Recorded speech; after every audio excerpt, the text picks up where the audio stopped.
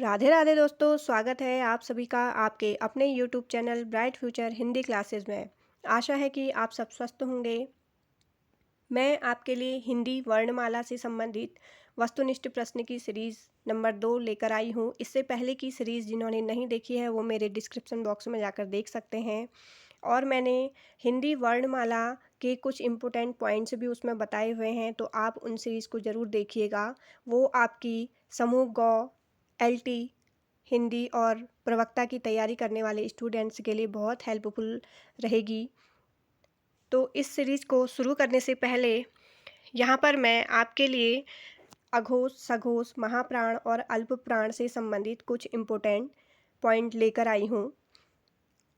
इस सीरीज़ में मैंने आपके लिए अघोष, सघोष और महाप्राण तथा अल्पप्राण से संबंधित वस्तुनिष्ठ प्रश्न रखे हुए हैं, क्योंकि ऐसे ही प्रश्न एग्ज़ाम में हमारे लिए बहुत टफ हो जाते हैं। इनके नंबर्स को याद रखना बहुत ज़्यादा कठिन हो जाता है हमारे लिए और एग्ज़ाम हॉल में कन्फ्यूजन की स्थिति रहती है। तो इसमें मैं यहाँ पर आपको बहुत ही आसान तरीके से समझाऊंगी कि आप अघोष, सघोष, महाप्राण और अल्पप्राण के नंबर को कैसे याद रख सकते हैं। देखिए, हिंदी वर्णमाला के प्रत्येक पहले और दूसरा जो स्थान में वर्ण आते हैं वो अघोष होते हैं, और हिंदी वर्णमाला के तीसरे, चौथे और पाँचवें स्थान में जो वर्ण होते हैं वो सघोष होते हैं। हिंदी वर्णमाला के दूसरे और चौथे स्थान पे जो व्यंजन होते हैं वो महाप्राण होते हैं, और इसी क्रम में जो पहले, तीसरे और पाँचवें स्थान पर व्यंजन होते हैं वो क्या होते हैं? अल्प प्राण। इन्हें याद करने में हमें बहुत दिक्कत रहती है, तो मैं आपको यहाँ पर कुछ आसान तरीका बताऊंगी इसे याद रखने का। आप ये 4 बच्चे समझ लीजिए। एक का नाम अघोष है, दूसरे का नाम सघोष है, तीसरे बच्चे का नाम महाप्राण है और चौथे का अल्पप्राण। इस तरह से आप इसे याद रखिए। पहले बच्चे के पास 12 रुपये, अघोष के पास कितने रुपये हैं? 12 रुपये।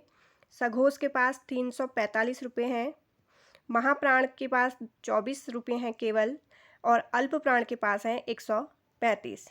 आप देखिए यहाँ पर इन्हें बच्चों के नाम के रूप में याद रखिए। अघोष के पास केवल 12 रुपये हैं, सघोष के पास 345 हैं, महाप्राण के पास केवल 24 रुपये हैं और अल्पप्राण जो है उसके पास 135। और इसी पर हमारे आज के प्रश्न रहेंगे, तो आप इन्हें अच्छे से देख लीजिए। और नीचे मैं प्रश्न लेकर आई हूँ, तो आप उनके आंसर भी देते रहिएगा और कमेंट बॉक्स में बताइएगा कि आपके कितने प्रश्नों के उत्तर सही हुए हैं। तो चलिए शुरू करते हैं हमारी वीडियो। हमारा सीरीज का आज का पहला प्रश्न है, टॉ वर्ग में किस प्रकार के व्यंजन हैं?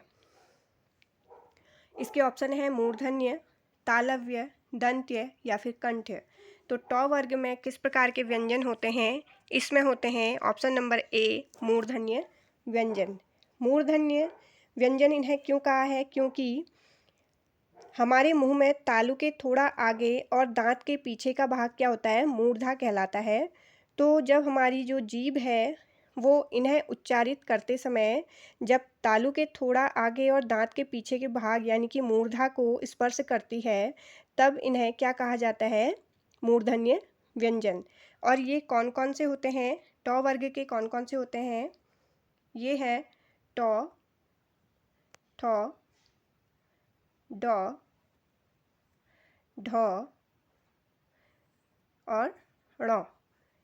ये व्यंजन मूर्धन्य वर्ग में आते हैं।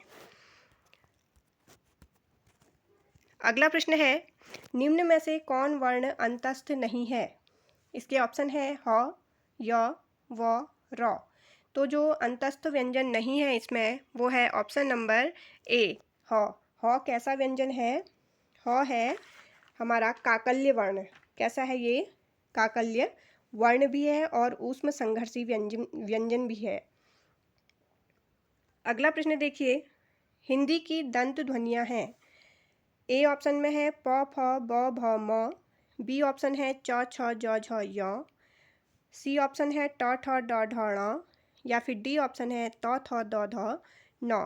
तो हिंदी की दंत ध्वनियाँ यानी कि जिन्हें उच्चारित करते समय हमारी जो जीभ है वो किस में स्पर्श होती है, वो हमारे दांतों में स्पर्श होती है। तो इसमें से कौन से ऑप्शन में हमारी जीभ इन्हें उच्चारित करने में दांतों में स्पर्श होती है, वो है ऑप्शन नंबर डी तौ थौ दौ धौ नौ। अगला प्रश्न देखिए, प्रत्येक वर्ग का पहला, तीसरा, पांचवा व्यंजन कहलाता है। आप इसे ऐसे भी लिख सकते हैं 135। मैंने अभी बताया था कि किस बालक के पास 135 रुपये हैं, किस बच्चे के पास हैं 135 रुपये। अल्प प्राण के पास, महाप्राण, अघोष या फिर सघोष। तो ये हैं किसके पास हैं, ये हैं अल्प प्राण के पास, यानी कि ऑप्शन नंबर ए। तो प्रत्येक वर्ग का जो पहला, तीसरा और पांचवा व्यंजन होगा वो क्या कहलाएगा, अल्प प्राण। अगला प्रश्न देखिए, निम्न में से कौन सा व्यंजन पार्श्विक है। इसके ऑप्शन हैं झ, ल, श या फिर य। तो इसका जो सही आंसर है वो है ऑप्शन नंबर बी, ल क्या है, एक पार्श्विक व्यंजन है। अर्थात इसका जब हम उच्चारण करते हैं तो जो जीभ के पार्श्व अर्थात इस बगल से, जो हमारी जीभ होती है उसके पार्श्व अर्थात बगल से इसका उच्चारण निकलता है। अगला प्रश्न है, क व्यंजन के विषय में निम्न में से कौन सा सही है। ये एक महाप्राण, अघोष, संघर्षी कंठ ध्वनि है। या बी ऑप्शन है ये अल्प प्राण, घोष, संघर्षी तालव्य ध्वनि है। सी ऑप्शन है ये महाप्राण, घोष, स्पर्शी कंठ ध्वनि है। या डी ऑप्शन है ये अल्प प्राण, अघोष, स्पर्शी और कंठ ध्वनि है। तो क किस तरह का व्यंजन है ये, इसमें हमें ये बताना है। तो देखिए,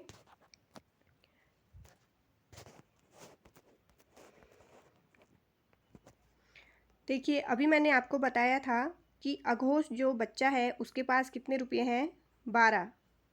और जो अल्प प्राण है उस बच्चे के पास कितने रुपये हैं, 135।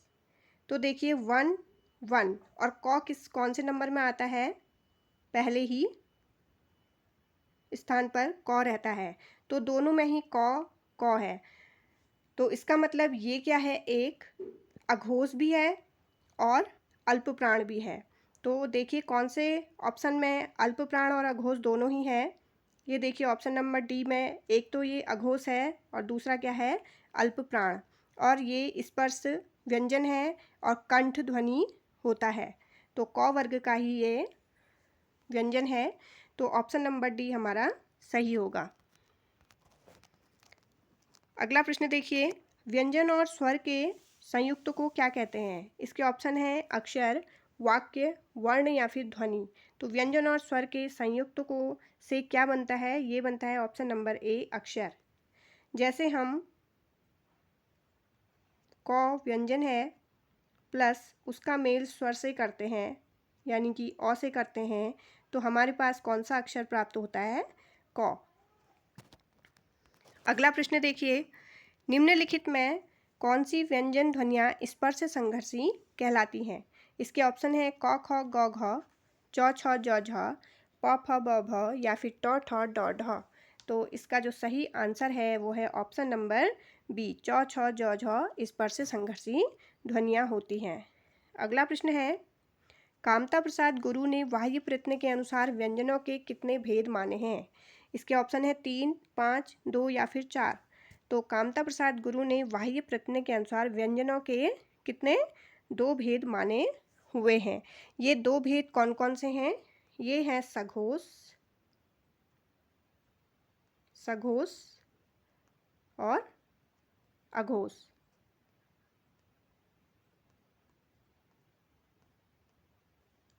देखिए सघोष जो बच्चा है उसके पास कितने रुपये मैंने बताए अभी, 345।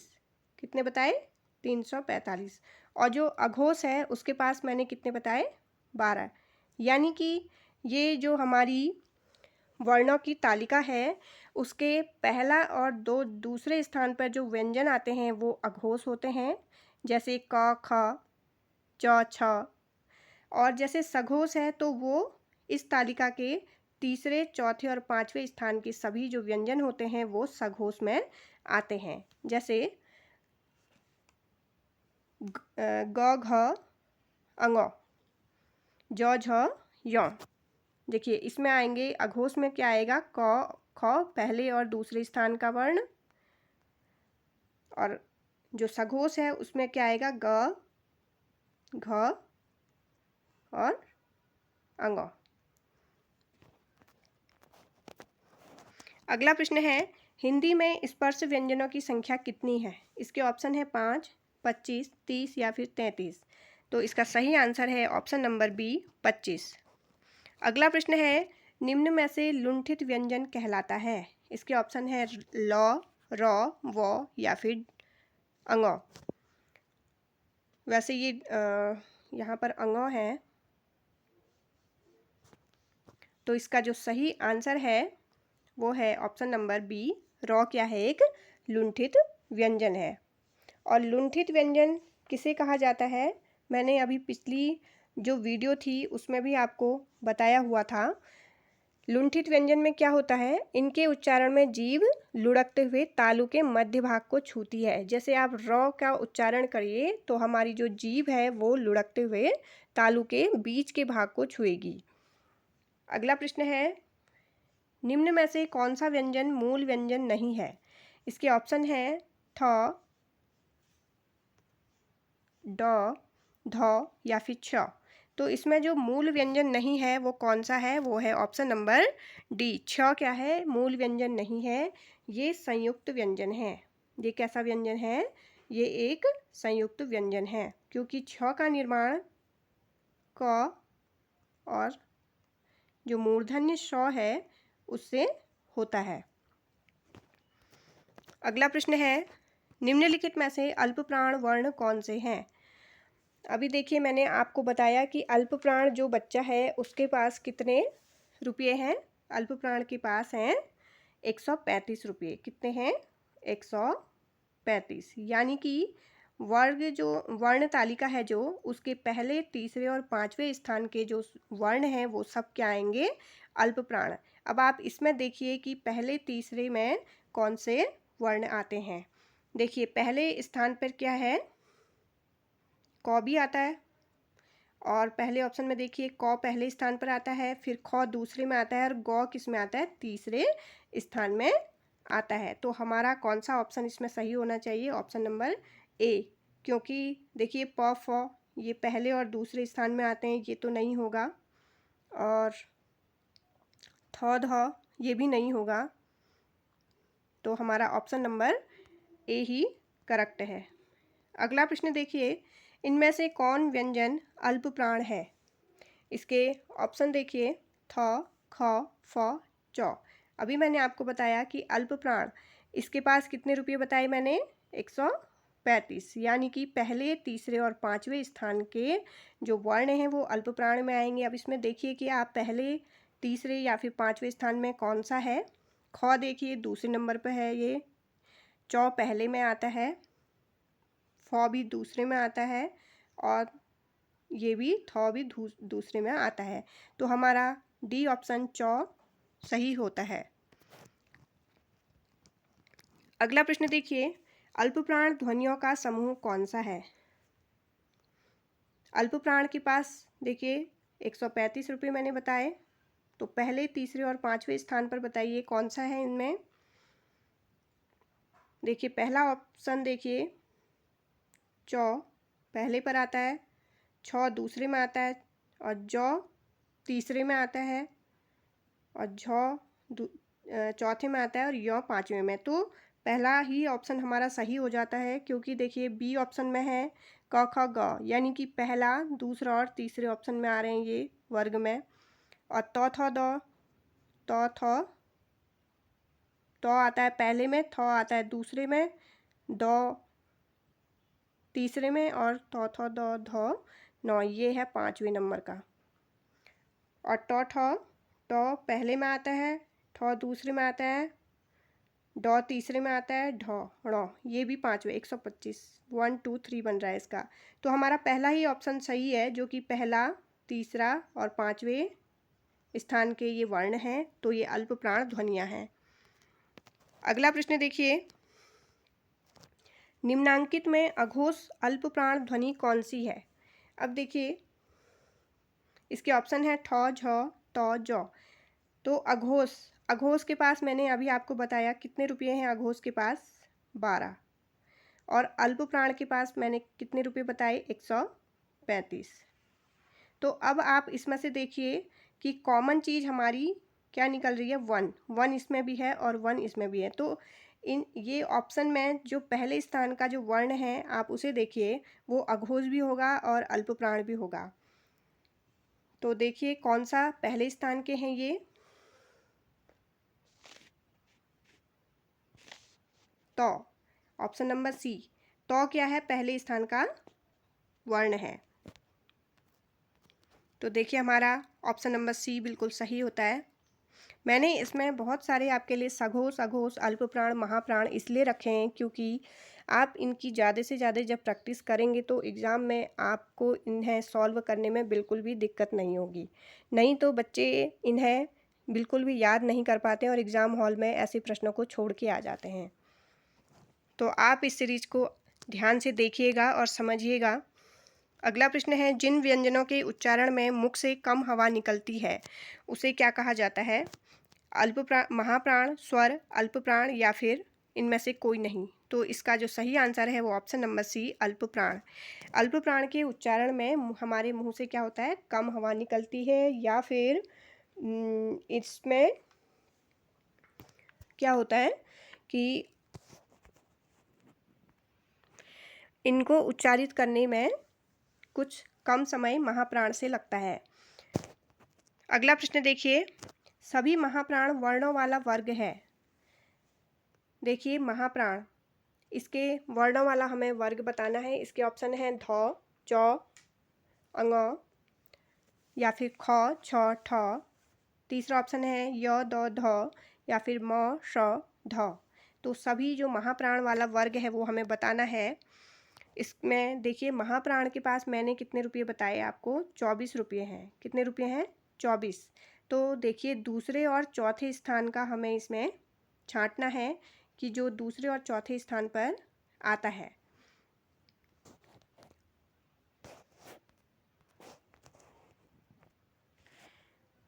तो देखिए इसका जो सही आंसर है वो है ऑप्शन नंबर बी, ख, छ, ठ। क्योंकि ये तीनों ही देखिए तालिका में दूसरे और ठ भी दूसरे नंबर पे आता है। ख दूसरे नंबर पे आता है, छ भी दूसरे नंबर पे और ठ भी दूसरे नंबर पे। तो महाप्राण के जो नंबर हैं, कौन कौन से स्थान वाले महाप्राण होते हैं, 24, यानी कि 2 और 2 और 4। दूसरे और चौथे स्थान के जो वर्ण होते हैं वो महाप्राण। तो ख भी दूसरे स्थान पर है, छ भी दूसरे और ठ भी दूसरे स्थान पर। अगला प्रश्न देखिए, स्पर्श व्यंजन कंठ ध्वनि, अघोष, महाप्राण ध्वनि कौन सी है? तो हमें देखिए इसमें एक स्पर्श व्यंजन निकालना है, इसमें ढूंढना है कंठ ध्वनि भी हो, अघोष भी हो और महाप्राण। तो सबसे पहले हम देखिए अघोष के पास के जो रुपये हैं उन्हें देख लेते हैं। 12 रुपये अघोष के पास हैं और महाप्राण के पास कितने हैं, 24। तो इसमें देखिए कॉमन नंबर क्या है, 2। तो दूसरे स्थान का जो वर्ण होगा वो अघोष भी होगा और महाप्राण भी होगा। तो देखिए जो ख है वो दूसरे नंबर का वर्ण है, ये कंठ ध्वनि भी है और स्पर्श व्यंजन भी है। तो हमारा ऑप्शन नंबर डी बिल्कुल सही होता है।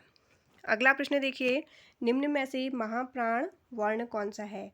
महाप्राण का पहले हम नंबर लिख लेंगे, कितना है, 24, यानी कि दूसरा और चौथे वर्ग का जो वर्ण है वो महाप्राण होता है।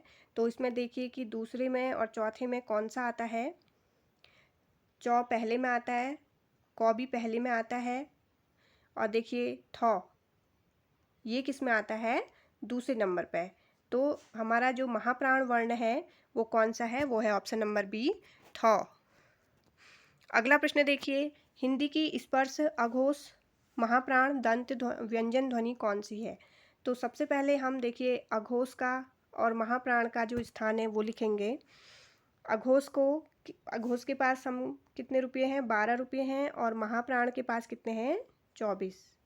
तो देखिए इसमें भी हमें कॉमन लिखना है 2 नंबर, यानी कि दूसरे स्थान पर कौन सा है?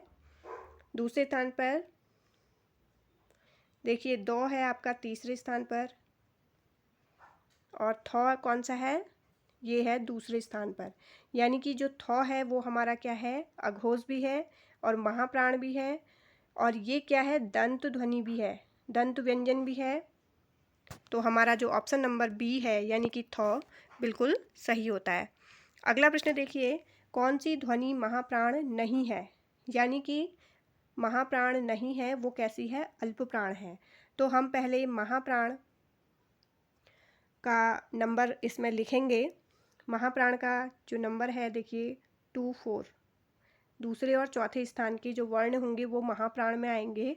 तो हमें देखना है कि दूसरे चौथे में कौन सा नहीं आता है।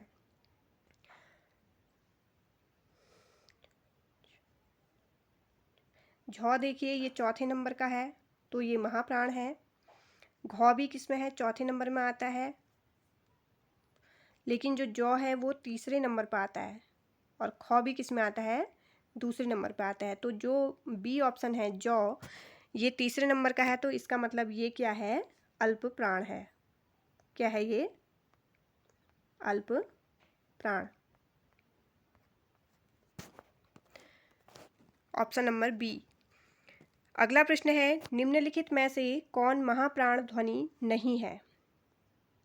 देखिए महाप्राण का हम फिर से इसमें नंबर लिखेंगे।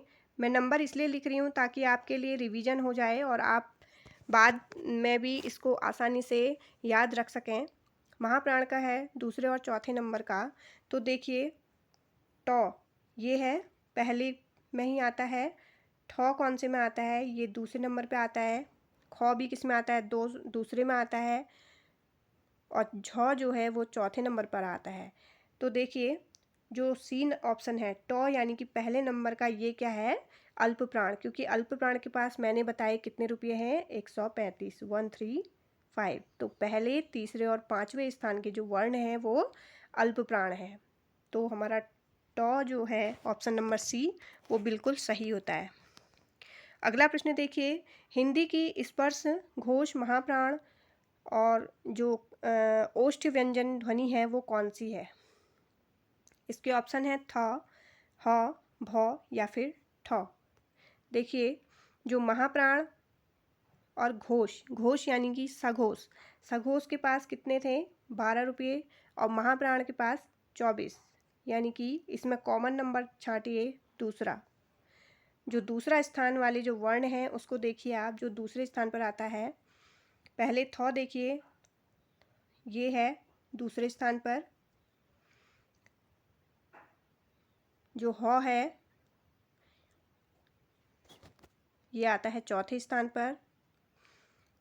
भौ ये चौथे स्थान पर आता है, और जो ठौ है ये दूसरे स्थान पर। देखिए ये दूसरे पर है, ये चौथे पर है, ये दूसरे पर है ठौ, और जो भौ है वो भी कितने में है? चौथे नंबर पर है।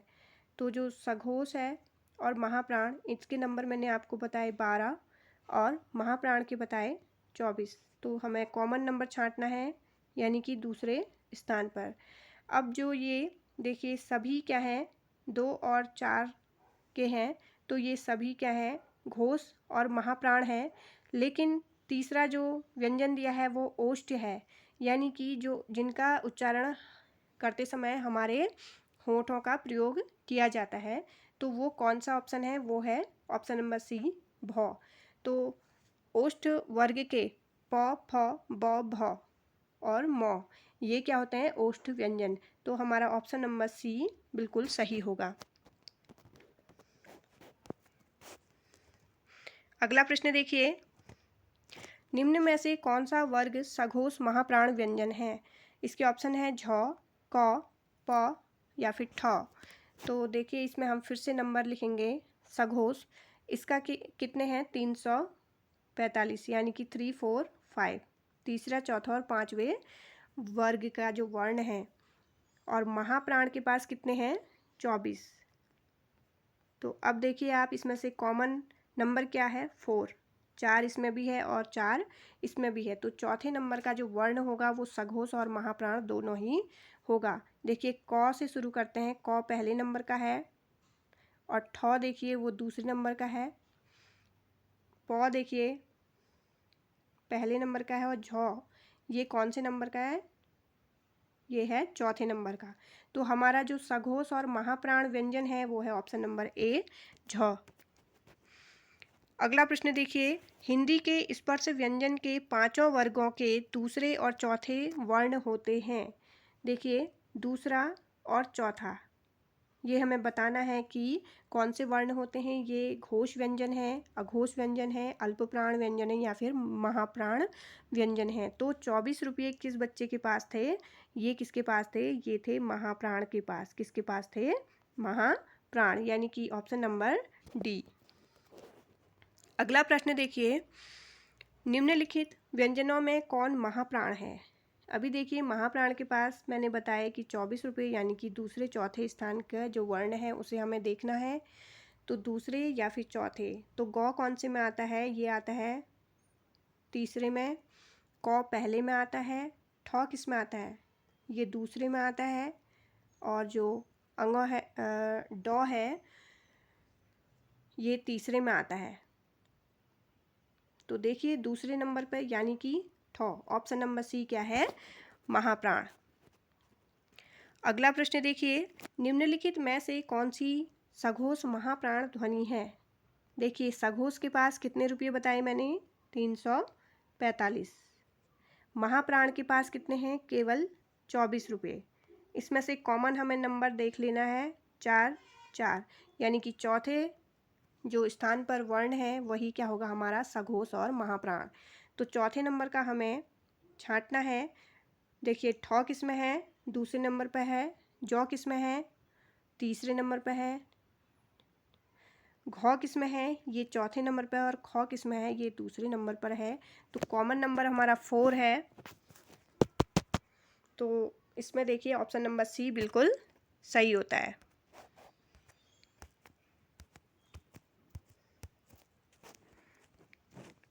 अगला प्रश्न देखिए, काकल्य वर्ण कौन सा है? ऑप्शन है स, य, ण या फिर ह। तो अभी मैंने आपको बताया कि काकल्य वर्ण ऐसा वर्ण होता है जिसका उच्चारण प्रमुख रूप से गले के द्वार से होता है। तो इसका सही आंसर है ऑप्शन नंबर डी, ह। ह कैसा है? काकल्य वर्ण है। जब आप इसे उच्चारित करेंगे तो इसका उच्चारण गले से ही मुख्य रूप से होता है। अगला प्रश्न है, ए आई वर्ण क्या कहलाते हैं?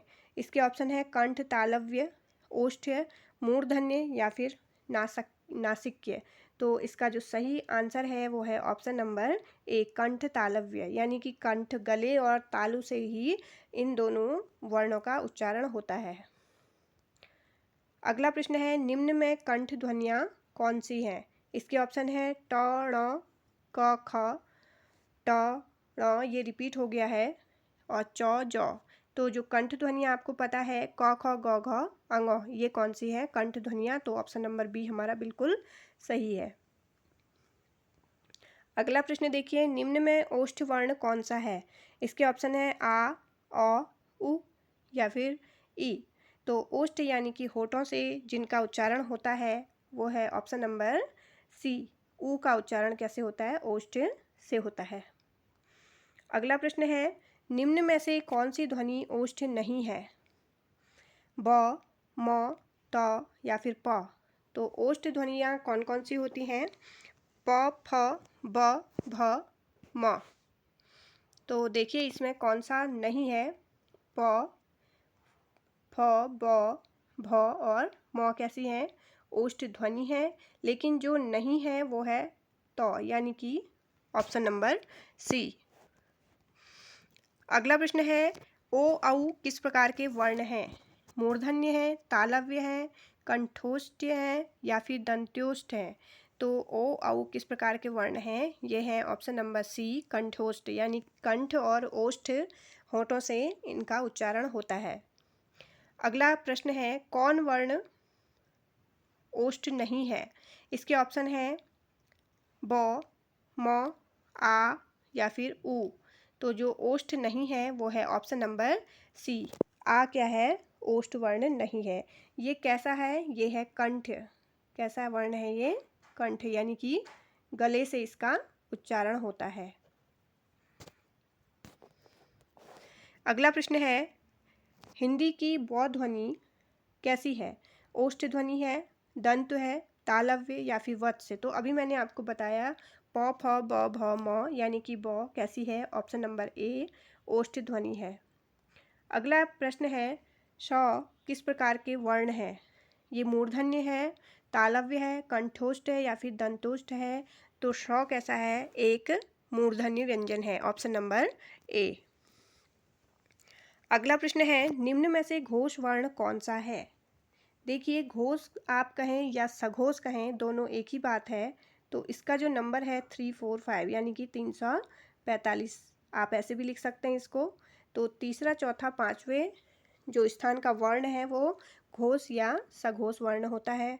तो इसमें देखिए आप, तीसरे, चौथे, पाँचवें में कौन से नंबर का इसमें है? टॉ। टॉ कौन से नंबर का आता है? ये पहला आता है। जौ कौन से नंबर में आता है? ये आता है तीसरे नंबर पे। क पहले नंबर का है और चौ भी कैसा है? पहले नंबर का। तो ऑप्शन नंबर बी, यानी कि जौ कैसा है हमारा? एक घोष या फिर सघोष वर्ण है।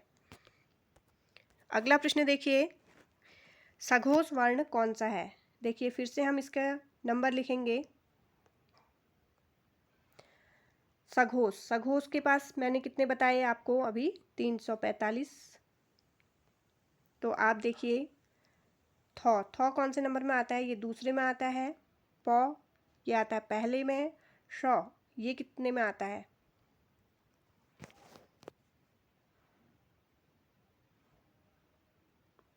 ये आता है पहले नंबर पर। और जो ब है वो कौन से नंबर पर आता है? ये आता है तीसरे नंबर पर।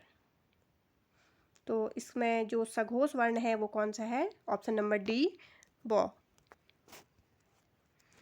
अगला प्रश्न देखिए, जिन वर्णों का उच्चारण करते समय केवल श्वास का प्रयोग किया जाए उन वर्णों को कहते हैं। यहाँ पर वर्षों नहीं है, वर्णों है। तो इसके ऑप्शन है सघोष, अघोष, महाप्राण या फिर अल्प प्राण। इसका जो सही आंसर है वो है ऑप्शन नंबर बी, अघोष। इसमें इसका उच्चारण करते समय केवल श्वास का प्रयोग किया जाता है। और अघोष में आप ये भी कह सकते हैं कि इसमें हमारी जो स्वर तंत्रियाँ होती हैं उसमें विशेष कंपन नहीं होता है। तो अघोष के पास, अघोष कौन कौन से वर्ण होते हैं? वर्णमाला के पहले और दूसरे स्थान के जो वर्ण होते हैं वो अघोष में आते हैं।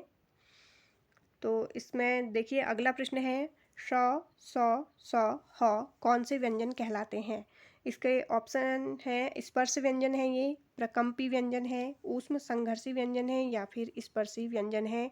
तो इसका जो सही आंसर है वो है ऑप्शन नंबर सी। ये कैसे हैं? ऊष्म संघर्षी व्यंजन, यानी कि इन्हें उच्चारित करते समय हवा कैसी होती है? ऊष्म, यानी कि गर्म हवा निकलती है। अगला प्रश्न है, निम्नलिखित में से अघोष वर्ण कौन सा है? देखिए, फिर से हम अघोष वर्ण का जो स्थान है वो लिखेंगे। अघोष के पास कितने रुपये बताए मैंने? 12 रुपये। तो पहले और दूसरे स्थान के वर्ण अघोष वर्ण होंगे। तो देखते हैं कौन से वर्ण है पहली या दूसरे में। तो देखिए, श जो है हमारा, ये तीसरे नंबर में आता है। ये तीसरे नंबर पर आता है। ब हमारा, ये भी तीसरे नंबर पर आता है। और ये कौन से नंबर पर आता है? ह आता है हमारा चौथे नंबर पर। देखिए जो ऑप्शन नंबर ए है शौ जो है हमारा, ये आता है हमारा दूसरे नंबर पर। कौन से नंबर पर आता है ये आता है दूसरे नंबर पर। तो हमारा ऑप्शन नंबर ए 100 बिल्कुल सही होता है। अगला प्रश्न है, कौन सा वर्ण घोष वर्ण नहीं है? इसके ऑप्शन है ल, र, ड या फिर त। तो इसमें जो घोष वर्ण नहीं है, देखिए घोष वर्ण का हम नंबर लिखेंगे, घोष या फिर सघोष आप कह सकते हैं। इसका नंबर है 345 यानी कि 345। इसमें हम देखेंगे कौन इसमें इस स्थान पर आते हैं। लॉ कौन से वर्ण स्थान पर आता है? ये आता है तीसरे में आता है। और रॉ देखिए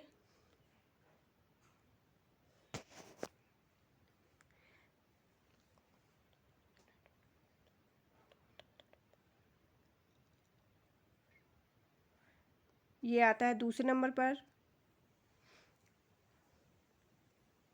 डॉज किस में आता है? ये आता है तीसरे नंबर पर। और तो देखिए ये आता है पहले नंबर पर। तो इसमें जो घोष वर्ण नहीं है वो है ऑप्शन नंबर जो डी, यानी कि तो पहले वर्ग का है ये वर्ण का स्थान का। तो ऑप्शन नंबर डी हमारा बिल्कुल सही होता है।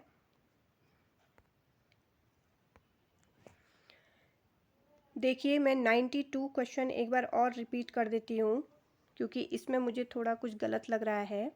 अघोष वर्ण 12 नंबर का देखिए, तो पहले और दूसरे नंबर के अघोष वर्ण होते हैं। जो शौ है ये तीसरे नंबर का है। माफ़ कीजिएगा, मैंने इसमें आंसर 100 बताया था आपको, ये मिसप्रिंट हुआ है, यहाँ गलत इसके ऑप्शन रखे गए हैं। ये भी कितने नंबर का है? जौ कितने का है? ये तीसरे नंबर का है। ये चौथे नंबर का है हौ। और जो बौ है ये भी कितने का है? तीसरे नंबर का। यानी कि इसमें से पहला और दूसरे स्थान के कोई भी वर्ण नहीं है।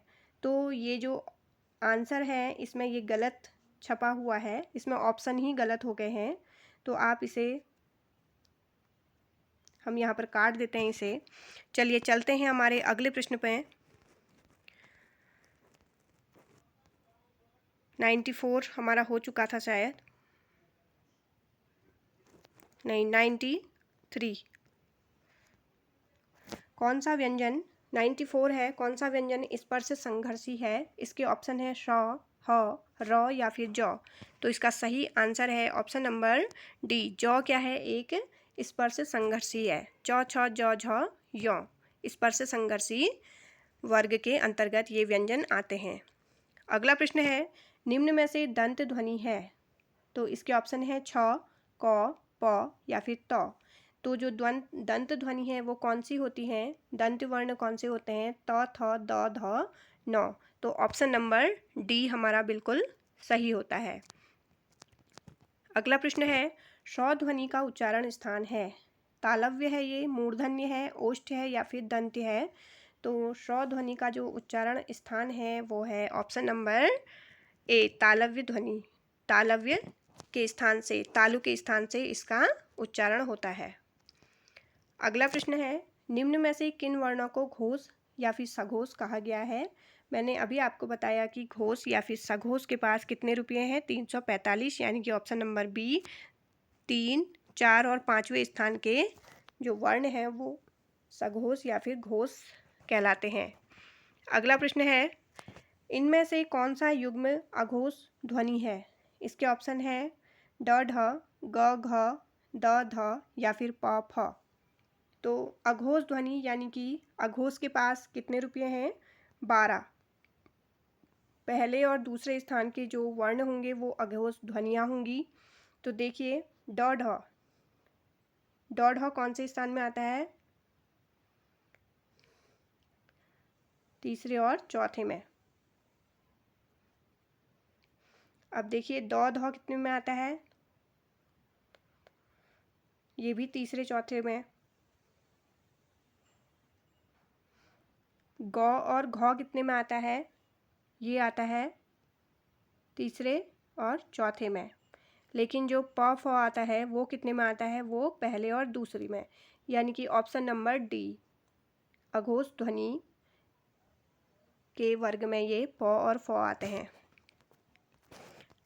अगला प्रश्न देखिए, निम्न में असंगत युग्म को छांटना है हमें। पहला ऑप्शन है, प्रत्येक वर्ग का पहला व दूसरा व्यंजन अघोष है। पहला और दूसरा व्यंजन यानी कि पहला और दूसरा अघोष हैं। अघोष के पास कितने रुपये हैं, 12, बिल्कुल सही है ये। हर वर्ग का तीसरा चौथा पांचवा व्यंजन घोष या फिर सघोष है।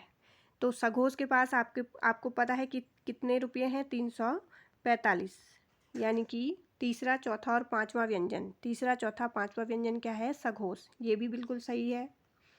सभी स्वर होते हैं, क्या होते हैं वो, सघोष और अल्प प्राण।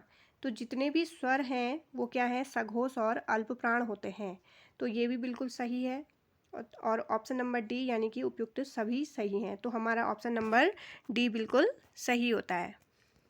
अगला प्रश्न है और इस सीरीज का अंतिम प्रश्न है ये, इ, ई, चौ, छौ, जौ, झौ, यौ आदि का उच्चारण किससे होता है।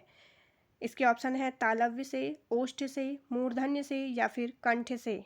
तो ये जो यहाँ पर वर्ण दिए हैं इनका उच्चारण किससे होता है, इनका उच्चारण होता है ऑप्शन नंबर ए, तालव्य, यानी कि तालु से इनका उच्चारण होता है। और चौ, छौ, जौ, झौ, यौ क्या है, ये स्पर्श संघर्षी व्यंजन भी इनको कहा जाता है। आशा है कि आपको आज की सीरीज़ पसंद आई होगी। मैंने आपको सघोष, अघोष, अल्पप्राण और महाप्राण इससे संबंधित बहुत सारे इसमें क्वेश्चन रखे थे। ये आपके आगामी एग्ज़ाम के लिए बहुत ज़्यादा हेल्पफुल रहेंगी ये वीडियो। मिलते हैं मेरी अगली वीडियो में, तब तक के लिए जय हिंद, जय भारत, धन्यवाद।